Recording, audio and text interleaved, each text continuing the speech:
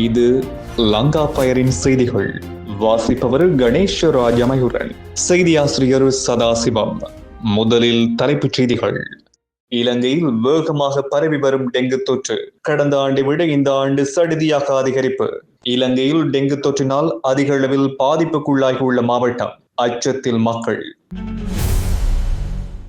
முழு நாட்டுக்கும் பிரச்சனையாக மாறியுள்ள நிலக்கரி.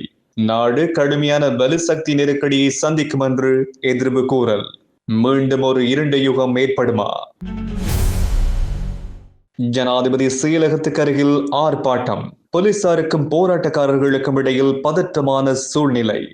நடந்தது என்ன? திடீர் வாகன சோதனை. சிக்கிய 12 வாகனங்கள். போலீசார் எடுத்துள்ள அதிரடி நடவடிக்கை. சாரதிகள் அச்சத்தில். பாடசாலை மாணவர்களிடையே பரவி வரும் போதைப்பொருள். நுட்பமான முறையில் போதைப்பொருளை விற்பனை செய்யும் போதைப்பொருள் வியாபாரிகள். காவல்துறையினரின் கடுமையான எச்சரிக்கை. 25 நாட்களில் 155 பேர் பலி. உயிரிழப்புகளை தடுக்க கடுமையான சட்டங்கள். அதிக அளவிலான விபத்துகளுக்கான காரணங்களை வெளியிட்ட காவல்துறை. சட்டம் மேலும் இறுக்கமாகும் என்று எச்சரிக்கை. இனி விரிவான செய்திகள். நாட்டில் டெங்கு நோயாளர்களின் எண்ணிக்கை குறிப்பிடத்தக்க அளவில் அதிகரித்துள்ளதாக சுகாதார அமைச்சின் தேசிய டெங்கு கட்டுப்பாட்டு பிரிவு தெரிவித்துள்ளது. கடந்த 2025 ஆண்டுடன் ஒப்பிடும்பொழுது 2026 ஆண்டில் டெங்கு நோயாளர்களின் எண்ணிக்கை கணிசமான அளவு அதிகரிப்பை பதிவு செய்துள்ளதாக தேசிய டெங்கு கட்டுப்பாட்டு பிரிவின் பதில் பணிப்பாளர் கபில கனங்கர தெரிவித்துள்ளார். 2025 ஆண்டு ஜனவரி மாதத்தின் குறித்த காலப்பகுதியில் சுமார் 4970 டெங்கு நோயாளர்கள் பதிவாகியிருந்ததாகவும் இந்த வருடம் இதே காலப்பகுதியில் 6521 நோயாளர்கள் பதிவாகியுள்ளதாகவும் அவர் கூறியுள்ளார். கொழும்பு மாவட்டத்தில் அதிக எண்ணிக்கையிலான டெங்கு நோயாளர்கள் பதிவாகியுள்ளதாகவும் தெரிவிக்கப்பட்டுள்ளது. இதன்படி கொழும்பில் 1627 நோயாளர்கள் பதிவாகியுள்ளதாக தெரிவிக்கப்பட்டுள்ளது. தரமற்ற நிலக்கரி காரணமாக நாட்டின் மின்சார கட்டமைப்பில் ஏற்பட்டுள்ள மின் உற்பத்தி இழப்பை ஈடு செய்வதற்கு கலனிதிச ஒருங்கிணைந்த சுழற்சி மின் நிலையத்தை மீண்டும் இயக்க வேண்டும் என்று வலுசக்தி நிபுணர்கள் தெரிவிக்கின்றனர். கலனிதிச ஒருங்கிணைந்த சுழற்சி மின் நிலையம் மூலம் 165 மெகாவாட் மின்சாரத்தை உற்பத்தி செய்து கொள்ள முடியும். நாட்டுக்கு இறக்குமதி செய்யப்பட்ட நிலக்கரியின் தரம் குறைவடைந்துள்ளமையினால் தற்பொழுது தேசிய மின் கட்டமைப்புக்கு வழங்கக்கூடிய மின்சாரத்தின் அளவு அதிக அளவில் குறைவடைந்துள்ளதாக தெரிவிக்கப்பட்டுள்ளது. தரவு அறிக்கைகளை மேற்கோள் காட்டி வலுசக்தி நிபுணர் கலாநிதி ரலப்பனாவ குறிப்பிடும் பொழுது 3 நிலக்கரி மின் உற்பத்தி அலகுகளும் முழுமையாக இயங்கும் பொழுது 810 மெகாவாட் மின்சாரம் உற்பத்தி செய்யப்பட வேண்டும். ஆனால் தரமற்ற நிலக்கரியை பயன்படுத்துகின்றமையினால் தற்பொழுது அதிகபட்சமாக 715 மெகாவாட் மின்சாரத்தை மாத்திரமே உற்பத்தி செய்து கொள்ள முடிகின்றது. இதன்படி ஒரு நாளைக்கு 95 மெகாவாட் மின்சாரம் இழக்கப்படுவதோடு அந்த பற்றாக்குறையை நிவர்த்தி செய்வதற்கு அதிக செலவில் எரிபொருளை பயன்படுத்தி மின்சாரத்தை உற்பத்தி செய்ய வேண்டியுள்ளதாகவும் அவர் தெரிவித்துள்ளார். இந்த நிலக்கரி தொகுதி ஜனவரி மாதம் 20ஆம் தேதி மற்றும் 22ஆம் தேதிகளில் மின் உற்பத்திக்காக பயன்படுத்தப்பட்டதாக அறிக்கைகள் தெரிவிக்கின்றன. மேலும் நெப்டாவை பயன்படுத்தி கலனிதிச ஒருங்கிணைந்த சுழற்சி மின் நிலையத்தை இயக்கினால் மின்சார கட்டமைப்பில் ஏற்பட்டுள்ள உற்பத்தி இழப்பை ஈடு செய்து கொள்ள முடியும் என்று வலுசக்தி நிபுணர்கள் கூறுகின்றனர். அவ்வாறாயினும் சர்ச்சைக்குரிய நிலக்கரி டெண்டரின் கீழ் பெறப்பட்ட நிலக்கரியின் தரம் குறித்து எழுந்துள்ள சிக்கல்கள் காரணமாக எதிர்வரும் ஏப்ரல் மாதத்துக்கு முன்னதாக இந்த வருடத்துக்கு தேவையான நிலக்கரியினை இறக்குமதி செய்ய முடியாத நிலைமை ஏற்பட்டுள்ளதாகவும் தெரிவிக்கப்பட்டுள்ளது. அவ்வாறு நடந்தால் நாடு கடுமையான வலுசக்தி நெருக்கடியை சந்திக்கும் என்று மின்சாரத்துறை வல்லுநர்கள் சுட்டிக்காட்டியுள்ளனர். பருவமழை ஆரம்பிப்பதற்கு முன்னதாக நிலக்கரி கொள்வனவை நிறைவு செய்ய வேண்டும். ஏப்ரல் மாதம் முதல் செப்டம்பர் மாதம் வரையில் நிலவுகின்ற கடல் கொந்தளிப்பு காரணமாக நிலக்கரியினை தரையிறக்க முடியாத நிலைமை ஏற்படும். நாட்டின் மின் உற்பத்திக்கு தேவையான நிலக்கரியினை தலா 60,000 மெட்ரிக் டன் வீதம் குறைந்தது 38 கப்பல்களில் கொண்டுவரப்பட வேண்டும். ஆனால் அந்த எண்ணிக்கையில் இதுவரையில் 3 கப்பல்கள் மாத்திரமே வந்துள்ளதாகவும் தெரிவிக்கப்படுகின்றது. நாட்டின் மின் நுகர்வில் 1/3 பங்கு நுரைச்சோலை லக்வெஜிய நிலக்கரி மின் நிலையத்தில் உற்பத்தி செய்யப்படுகின்றது. அதன் 3 மின் உற்பத்தி இயந்திரங்களின் உற்பத்தி குறைவடைந்துள்ளமையினால் நாடு கடும் நெருக்கடி நிலைமைக்கு தள்ளப்படும் என்றும் எச்சரிக்கப்பட்டுள்ளது. தங்களது சேவையை நிரந்தரமாக்குமாறு கோரி ஆசிரியர் அபிவிருத்தி உத்தியோகஸ்தர்கள் குழு ஒன்று ஜனாதிபதி செயலகத்துக்கு முன்பாக ஆரம்பித்துள்ள சத்தியாகிரக போராட்டத்தின் பொழுது போலீசாருக்கும் போராட்டக்காரர்களுக்கும் இடையில் பதற்றமான நிலைமை ஏற்பட்டது. இன்று காலை அவர்கள் நீதியின் மரணம் என்று குறிப்பிட்டு சவப்பட்டி ஒன்றை எரித்ததோடு அதனை உடனடியாக அங்கிருந்து அகற்றுமாறு போலீசார் குறிப்பிட்டனர். அத்துடன் இந்த உண்ணாவிரத போராட்டத்தினால் நடைபாதை தடைப்படுவதாக போலீசார் தெரிவித்ததை அடுத்து போராட்டக்காரர்களுக்கும் போலீசாருக்கும் இடையில் தர்க்க நிலைமை ஏற்பட்டது. பாடசாலைகளில் கற்பித்தல் பணிகளில் ஈடுபட்டுள்ள தங்களை பணிகளை ஆசிரியர் சேவையில் நிரந்தரமாக்குமாறு வலியுறுத்தி ஆசிரியர் அபிவிருத்தி உத்தியோகஸ்தர்கள் குழு ஒன்று நேற்று காலை ஜனாதிபதி செயலகத்துக்கு முன்பாக இந்த சத்தியாகிரக போராட்டத்தை ஆரம்பித்தனர். எவ்வாறாயினும் அதற்கு முறையான பதில் கிடைக்காத காரணத்தினால் போராட்டக் குழுவின் 4 உறுப்பினர்கள் சாகும் வரையிலான உண்ணாவிரத போராட்டத்தை ஆரம்பித்துள்ளமை குறிப்பிடத்தக்கது.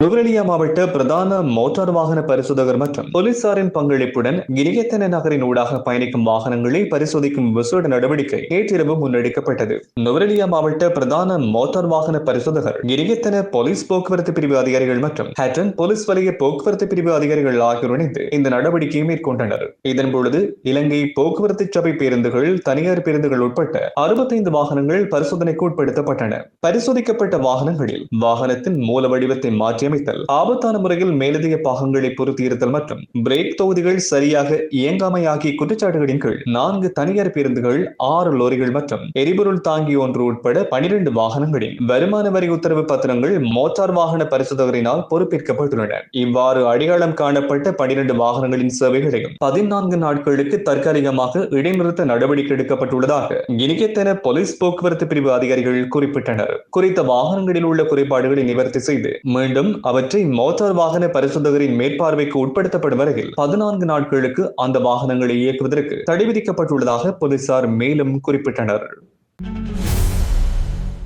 பாடசாலை மாணவர்களிடையே பரவி வரும் போதைப்பொருள் தொடர்பில் போலீசார் மிகுந்த அவதானம் செலுத்தி வருவதாக போலீஸ் ஊடக பேச்சாளர் உதவி போலீஸ் அத்தியட்சகர் FE புத்லர் தெரிவித்துள்ளார். இன்று இடம்பெற்ற ஊடகவியலாளர் சந்திப்பில் கலந்து கொண்டு கருத்து தெரிவித்த அவர், குறிப்பாக பாடசாலைகளை அண்மித்த பகுதிகளில் ஐஸ் பழம், டொபி போன்றவற்றில் போதைப்பொருளை மறைத்து விற்பனை செய்யும் முறைமை ஒன்று காணப்படுவதாக குறிப்பிட்டார். இவ்வாறான வியாபாரிகளுக்கு எதிராக கடுமையான சட்டம் நடைமுறைப்படுத்தப்படும் என்றும் இது தொடர்பில் இதுவரையில் 11 சந்தேக நபர்கள் கைது செய்யப்பட்டுள்ளதாகவும் அவர் குறிப்பிட்டார். அத்துடன் போதைப்பொருள் தொடர்பில் சட்டம் கடுமையாக அமல்படுத்தப்படும் என்றும் இது குறித்து அவருக்கு மன்னிப்பு வழங்கப்பட மாட்டாது என்றும் அவர் குறிப்பிட்டார். இதன்படி கொகைன், ஐஸ் மற்றும் ஹெரோயின் ஆகிய போதைப் பொருட்களை 5 கிராமுக்கு மேல் வைத்திருப்பது மரண தண்டனைக்குரிய குற்றமாகும் என்றும் அவர் சுட்டிக்காட்டினார். 2026ஆம் ஆண்டின் முதல் 25 நாட்களில் இலங்கையில் 1375 வீதி விபத்துகள் பதிவாகியுள்ளன. இந்த வீதி விபத்துகளினூடாக 155 பேர் உயிரிழந்துள்ளதாக காவல்துறையினர் குறிப்பிட்டனர். நாட்டில் வீதி விபத்துகளின் எண்ணிக்கை அதிகரித்து செல்கின்ற போக்கை அவதானிக்கக்கூடியதாக உள்ளது என்று காவல்துறையினர் குறிப்பிட்டனர். சுற்றுலா காலங்கள் மற்றும் விடுமுறை காலங்களில் அதிகூடிய விபத்துகள் பதிவாகுவதாக போக்குவரத்து கட்டுப்பாட்டு மற்றும் வீதி பாதுகாப்புக்கு பொறுப்பான பிரதி காவல்துறை அதிபர் சேனாதிர தெரிவித்துள்ளார். வேகமாக வாகனம் ஓட்டுதல், மதுபோதையில் வாகனம் ஓட்டுதல், அடிப்படை போக்குவரத்து விதிகளை பின்பற்ற தவறுதல், வீதிகளின் மோசமான நிலைமைகள் மற்றும் அதிகரித்து வரும் வாகன எண்ணிக்கை உள்ளிட்ட காரணங்களினால் விபத்துகள் அதிகரித்துள்ளதாகவும் அவர் குறிப்பிட்டுள்ளார். விபத்துகளின் பொழுது உந்துருளிகள் மற்றும் முச்சக்கர வண்டிகளை அதிக அளவில் பாதிப்புகளை சந்திப்பதாகவும் தெரிவிக்கப்பட்டுள்ளது. இந்த நிலையில் வீதி விபத்துகளூடாக ஏற்படக்கூடிய உயிரிழப்புகளை தடுப்பதற்கு போக்குவரத்து சட்டங்களை மேலும் கடுமையாக்க வேண்டும் என்றும் சுட்டிக்காட்டப்பட்டுள்ளது.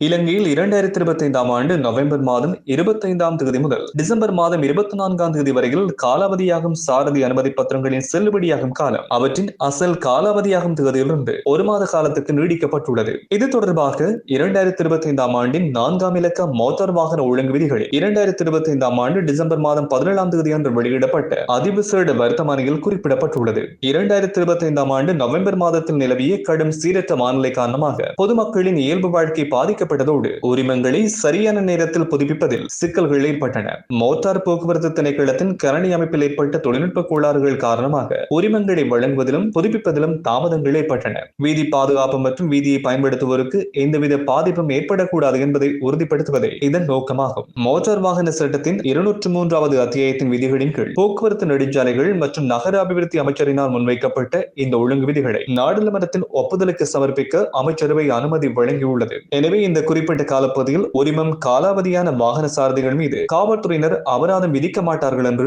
எதிர்பார்க்கப்படுகின்றது. யாழ்ப்பாணத்தில் ராணுவ வாகனமும் காரொன்றும் நேருக்கு நேர் மோதி விபத்து ஒன்று சம்பவித்துள்ளது. யாழ்ப்பாண நகர்பகுதி அண்மித்த மடத்தொடி பகுதியில் இன்றைய தினம் குறித்த விபத்து இடம்பெற்றுள்ளது. விபத்தில் எவருக்கும் பாரிய காயங்கள் ஏற்படாத நிலையில் விபத்து தொடர்பில் யாழ்ப்பாண போலீசார் விசாரணைகளை மேற்கொண்டு வருகின்றனர். நாடளாவிய ரீதியில் முன்னெடுக்கப்படும் முழு நாடும் ஒன்றாக என்கின்ற தேசிய செயல் திட்டத்தின் கீழ் நேற்று மேற்கொள்ளப்பட்ட சுற்றிவளைப்புகளில் 728 பேர் கைது செய்யப்பட்டுள்ளனர். போலீஸ் ஊடக பிரிவு இன்று வெளியிட்டுள்ள அறிக்கையில் இந்த விடயம் தெரிவிக்கப்பட்டுள்ளது.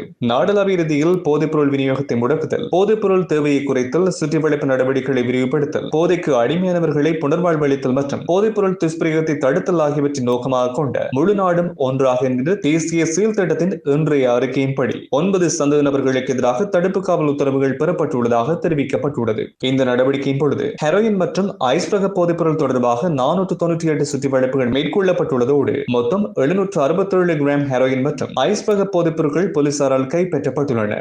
இதேவேளை ஒரு சந்தேக நபர் புனர்வாழ்வுக்காக அனுப்பி வைக்கப்பட்டுள்ளதாகவும் அந்த அறிக்கையில் குறிப்பிடப்பட்டுள்ளது.